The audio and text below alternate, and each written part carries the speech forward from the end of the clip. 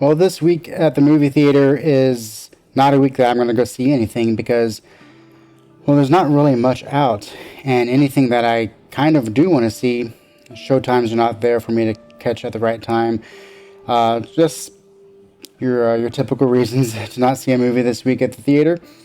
And I figured one of the things that I've been thinking about doing was monthly discussions on taking a look at maybe movies I've seen that month, maybe give a more of a freestanding review that goes into spoilers a little bit more, but not a full-on review.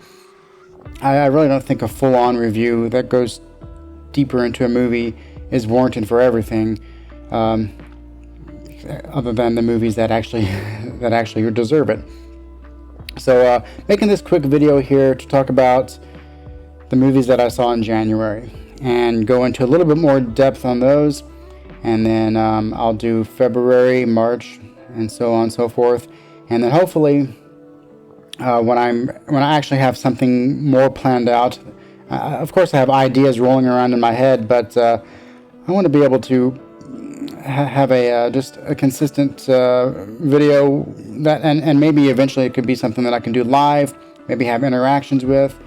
But it's going to be more for talking about previous movies that I've seen, giving more thoughts and more details about them, giving them an actual rating out of 10, and then talking about anything in movie news, just anything that I find interesting. In the theaters, I saw 4 movies in January, and the first one was Megan, and I gave that one a 7 out of 10. And when it comes to movie scores, the recent Guardians movie, that the Guardians of the Galaxy 3, you look at Rotten Tomatoes and that's like a 95% audience approval rating, which I know that does not necessarily equate to a 9.5 out of 10. It just means 95% of the people thought it was good enough to give it a positive score, which I think that's way overrating the movie. And I gotta wonder how people really think about reviewing movies and the scores they give, because you don't have to give every single movie the highest possible score if you like it. I think it's good to think about movies on a spectrum. I think average movies should be an average score, not some super positive score because there was something that you really liked about it, but then the rest of it was terrible or something like that.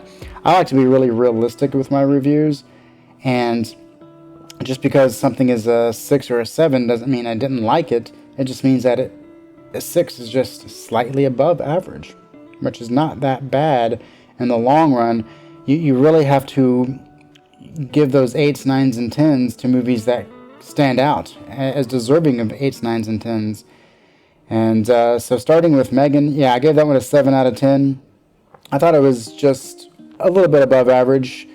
I don't know what 7 out of 10 can equate to other than a 3.5 out of 5, a C. I don't know, but as far as my ranking goes, a 7 is more something that is rather good for what it is. There's nothing inherently too bad about it, but there's also nothing that's really great about it either. I thought it was a movie that I really enjoyed while watching it, and afterwards it just wasn't good enough for me to buy. Would I watch it again in the future? Sure, but I'm not going to try to rush out there and watch it. I've seen other things do it better. I know there's this unrated version out there, and I cannot imagine how different that is than the PG-13 movie, because the PG-13 version was very, very light. It didn't seem like much was cut out. I did think that it did have its issues, but overall, it was just kind of somewhat forgettable. And I just remember it was an okay in theater watch. The next movie I saw was Plane, and I give that one an 8 out of 10. And not necessarily because I think it's a superb movie or anything. I just felt that the movie knew what it was. It did not try to be anything more than what it was.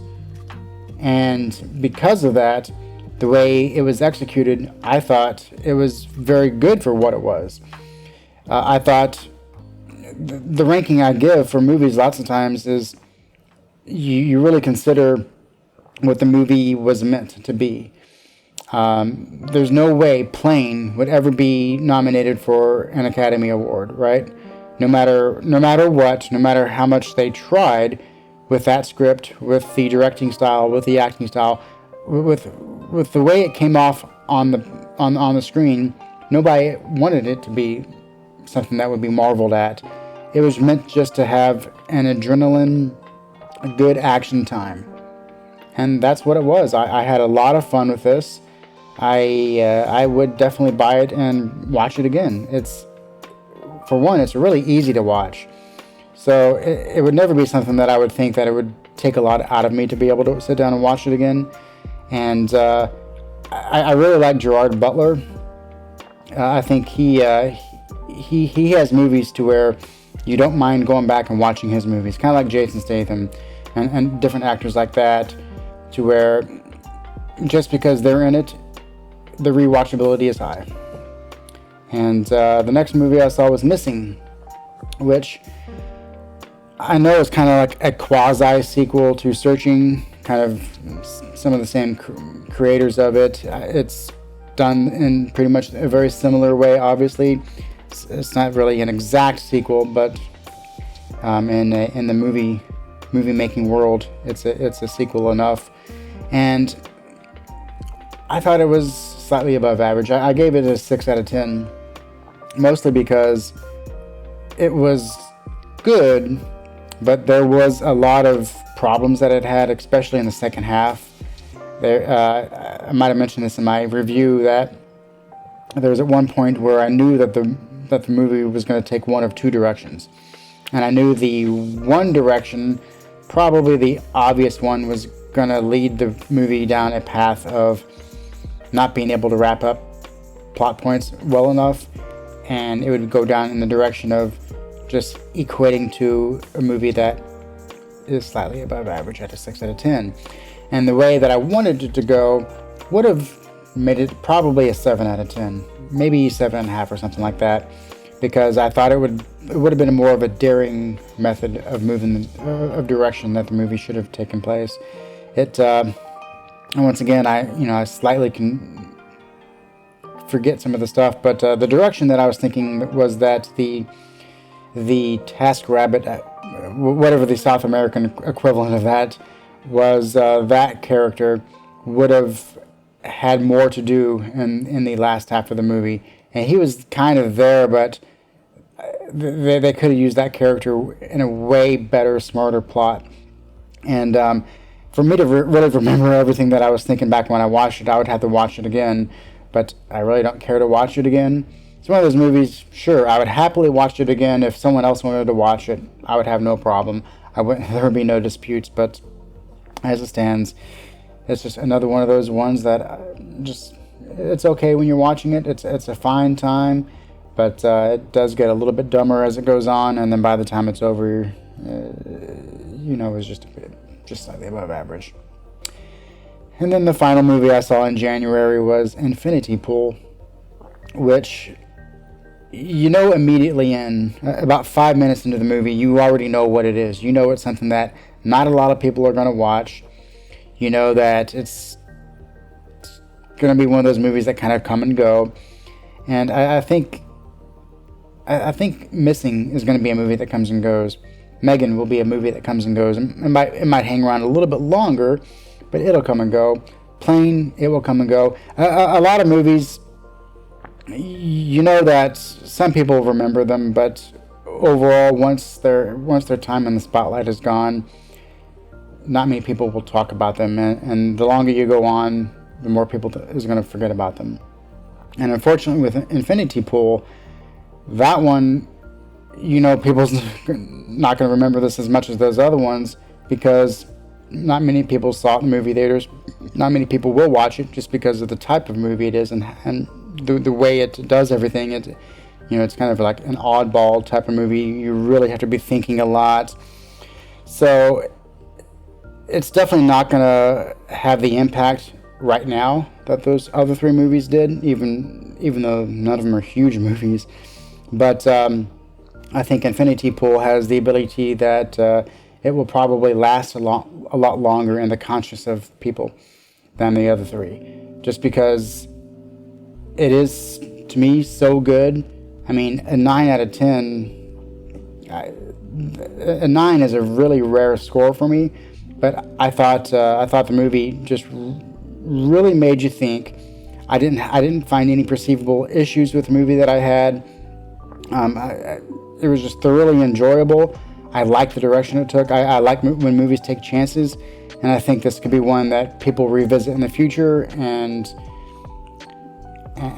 it'll just be around a lot longer than the other ones. Obviously, Infinity Pool, I urge not as many people to see, because I know a lot of people just won't like it. It's not the type of movie that's going to please everyone. But if you do like a movie that is just off the wall, might make you think a little bit, that one would be definitely the one I would recommend out of all of them. And if you want some great action, that's not going to be the best action of all time, but it's going to be a fun little movie. I would say Plane is a good one, and the other two, only watch them really is if someone else wants to watch them and you happen to be around. Then it's not going to be a bad time.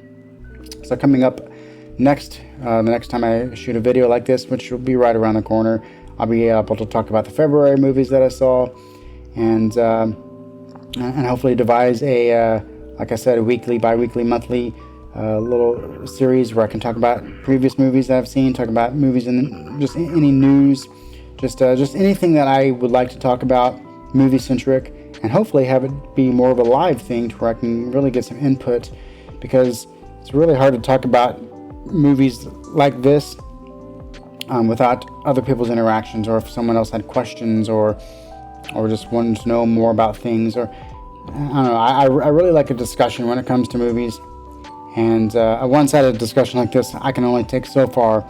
But hopefully in the future we get big enough to where we can have more of a bigger discussion that's not so much one-sided like this. And for now, let's have that discussion in the comments. I'm really looking forward. Of course, I like seeing comments, but I really look forward to see who's commenting on my videos. I would just really appreciate it. Obviously, the good old thumbs up, ring the bell, subscribe, all that good stuff. But until next time, have a good evening.